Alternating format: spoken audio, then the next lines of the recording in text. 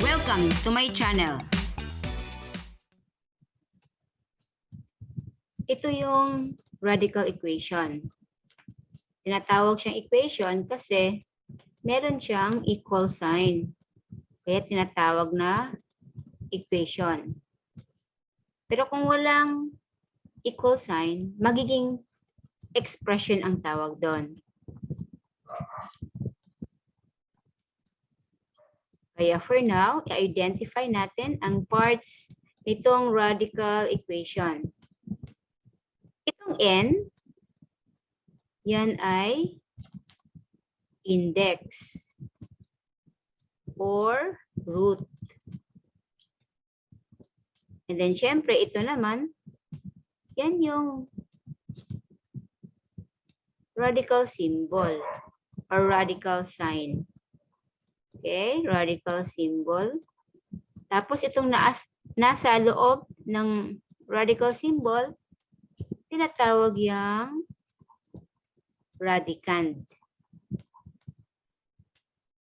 And then ito namang C, yan ay constant.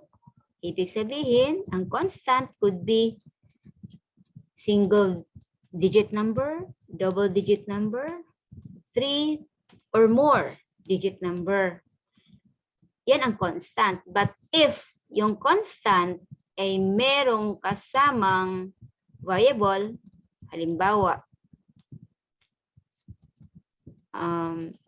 5x, o hindi na yan constant, kundi ang tawag na dyan ay numerical coefficient na yan. Yan. Okay. Itong radical equation na to, pag i-convert mo na yan, depende ang exponent niya sa given. So, itong a x plus b, pag i-convert mo yan sa exponential form, magiging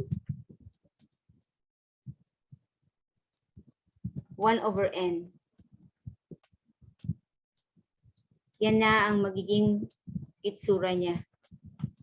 Kailangan i-convert talaga into exponential form para makuha mo ang value ng certain variable. Okay, sundan ang example ko after this illustration. Please, panoorin niyo po yung susunod kong video tungkol dito para malaman niyo ang mga solution step by step. Maraming salamat!